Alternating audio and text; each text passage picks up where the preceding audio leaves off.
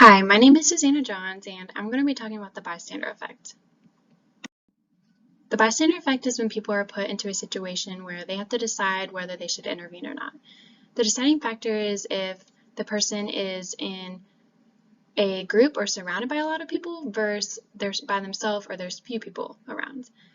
All people are equally capable of helping or intervening, but you're more likely to intervene on a situation when you are surrounded by fewer people or alone than you are in a group. Examples in the real world. As we know, there's several homeless people around campus and around UC in the Cincinnati area, and we all tend to just go past them, drive past them, walk past them, and just think, oh, somebody else will give them that extra dollar, somebody else will provide them an opportunity.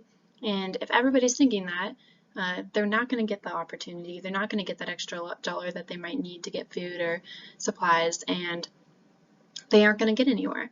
Another example is school. Bullying is a big problem in school, and if we're all just bystanders and witnesses to bullying and we don't do anything about it, we don't intervene, we don't stop it, the bullying is going to continue. Another example is car troubles on 71 or other interstates. We drive past people pulled over on the side of the road, and we just think someone will be there to help them, or somebody else will stop and get them, they'll call for help, but what if they don't have a phone? What if they can't? Then they're just stranded and we're not helping them out. I'm going to show a short video of a staged abduction where this man pretends to grab this girl and abduct her, and you'll see that people just tend to walk by because it's a public place and they think, oh, it's not my problem, or I don't want to get involved, or who knows.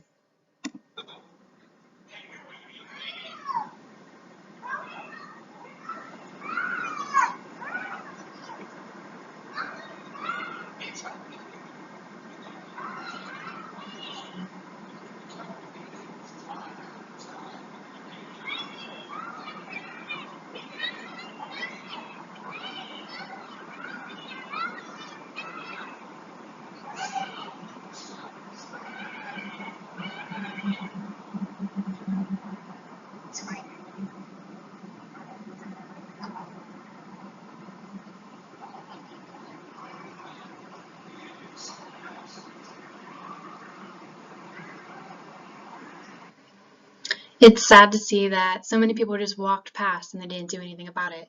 And if this was a real abduction, that could be even worse.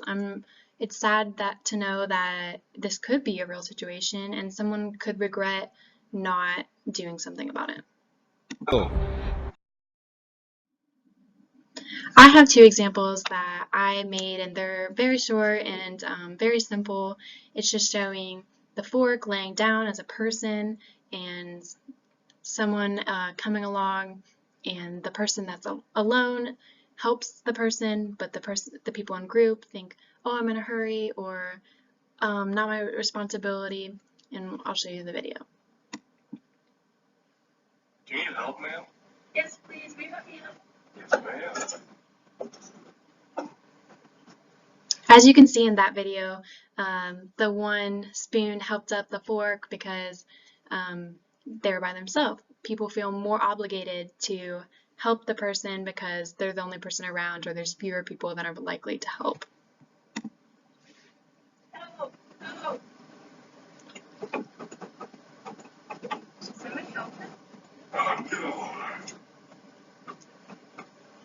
As you can see in that video, some people just don't care. They think, not my problem, someone else deal with it. So they just carry on about their life and pass it on to somebody else to take care of it. Help! Help! Do you need help, ma'am? Yes, please. Will you help me out? Should somebody Yes, help ma'am. them? Get alive.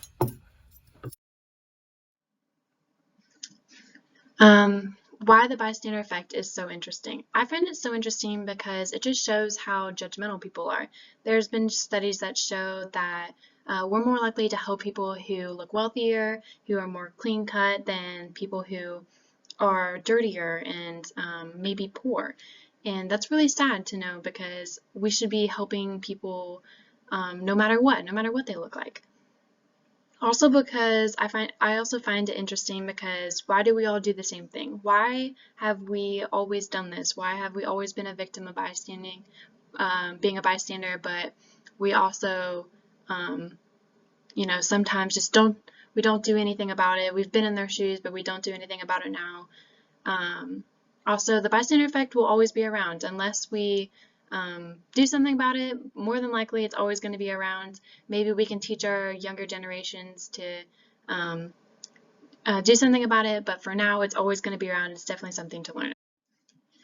Why the bystander effect is a problem, like I said already, the abductions, just like in that video, how scary it is to know that someone isn't going to do anything about it. Health conditions, heart attacks, strokes, fainting, somebody passing out, and nobody do anything about it because they think, oh, I'm in a hurry, somebody else help them, and they don't do anything. People being stranded on the side of the road, just like I said, car breaking down, or maybe being in the middle of a desert or something. And if you're in the middle of a desert, you're more likely to help them because you're in the middle of a desert and there's less people than if you were in the middle of a city.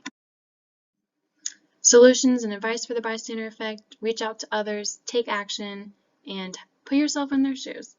How would you feel if you were in the situation? Would you help them?